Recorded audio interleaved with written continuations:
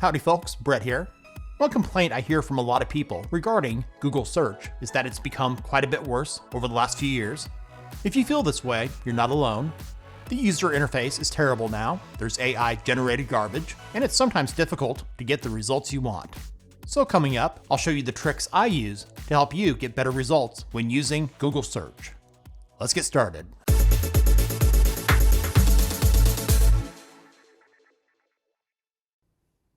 It's no secret, I'm not a fan of Google slapping their AI overviews at the top of search results.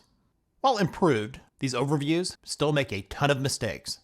I prefer to go directly to a reliable source when doing research. And in some cases, when there's sponsored results, you may have to scroll down a bit to get to the actual results. The quickest way to get rid of these AI overviews when doing a search is to add a space after your query and then add -AI. And now that AI overview is gone, and now at the top is what they call a featured snippet, which is not AI. Other ways to get rid of AI in your search results is to go to Web. It's hidden here. To get to it, go to More and select Web. This will only show results from websites without AI-generated answers or featured snippets. And a third way is to get the Hi Gemini and Google AI Chrome extension that can be used with any Chromium-based browser. Not only does it work with search, it blocks AI elements from Gmail, Google Workspace products like Docs and Sheets, and Google Drive.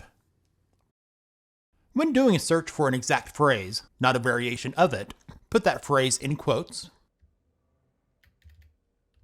And of course, I'll add -AI after it. Being able to search on Google for a specific file type can be useful when doing research for work or school if you're looking for a Word document, PDF, or any other file type. First, enter your query. I'll go with quantum computing, followed by space, then file type, colon. For this one, we'll do PDF. Now, most of the results are links to PDF files, and you'll now see PDF listed for the results. I'm now going to switch out PDF with Doc. Now you'll see Doc listed for most of the results with links to Word doc files. Using this type of search works great with just about any file type format. If you want to limit your search results for a particular domain like .gov, .edu, or country domains like .uk, this can be useful to narrow down what is shown. For example, if I wanted to limit the domain search results to the United Kingdom only for the FIFA World Cup, add a space after FIFA World Cup, then enter the word site, followed by a colon and .uk. Try this for any domains you can think of. It's kind of interesting. If you just want results indexed from a specific website regarding a topic, doing a site search can be quite useful. For this one, type site, followed by a colon. And let's say I just wanted to see articles only from CNET regarding the iPhone. So enter the website address, which in this case is cnet.com. Add a space, then enter your search term, which for this one is iPhone. As you can see in the results, it's only showing articles for the iPhone from CNET. If you want to get better, more targeted search results using search operators, such as the plus or minus, is a great way to do this.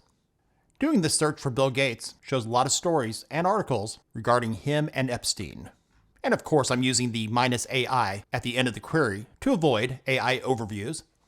To avoid results with Epstein in the title, after Bill Gates, add a space, use the search operator minus, and then the word Epstein. Results including Epstein have been removed. Now if I just want to see results regarding Bill Gates and nuclear energy, I would instead add a plus and the word nuclear. If you want these search results to be before or after a specific date, I'll show you how to do that. Enter in your search term. Most people think that Macs don't get viruses, which is totally not true. After the search term, add a space. If I just wanted to see the results for the search term prior to January 1st, 2023, enter the word before, followed by a colon, The dates need to be in a year, month, day format. So for this one, 2023-01-01.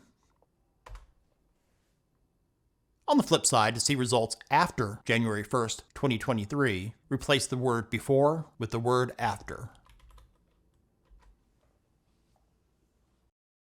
If you play the stock market, using Google search can come in handy to quickly check the stock price of any company.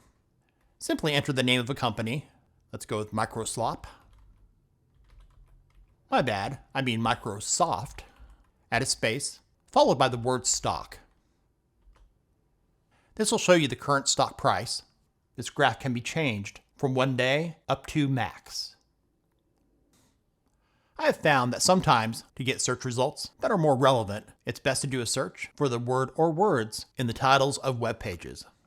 To do this, type the words all in title with no spaces, followed by a colon, add a space, followed by your search term. Let's do another one with more than one word. Let's go with LSU football.